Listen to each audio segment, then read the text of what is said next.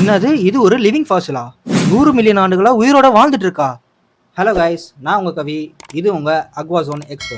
பார்க்க நல்லா பயங்கரமா முதல்ல மாதிரியே இருக்கான்ல. இவன் பார்க்க மட்டும் இல்ல, இவனோட பேரே அலிகேட்டர் தான்.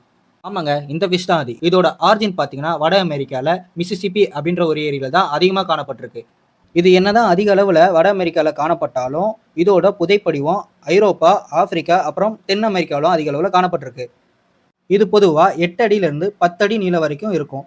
இதோட ஆயுட்காலம் அப்படின்னு பார்த்தீங்கன்னா 30லேருந்து 50 வருஷம் வரைக்கும் வாழ்ந்ததா கண்டுபிடிச்சிருக்காங்க. இது இந்த மாதிரி பல நூறு ஆண்டுகளா சர்வே பண்றதுக்கு ஒரு முக்கியமான காரணம் இதோட உடலமைப்பு. இது கெனாய்ட் அப்படின்ற செல்களால உடல் முழுக்க கவர் ஆயிருக்கு.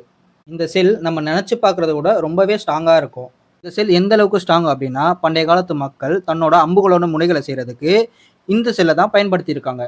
இதை ஏன் எல்லாரும் லிவிங் ஃபாசில், அதாவது வாழும் படிவம் அப்படின்னு சொல்றாங்கன்னா, இது பல நூறு ஆண்டுகள் வாழ்ந்து வந்தாலும் இதோட உடம்புல எந்த ஒரு விதமான எவல்யூஷனும் நடக்கல. அதாவது எந்த ஒரு விதமான பரிமாண வளர்ச்சியும் நடக்கல.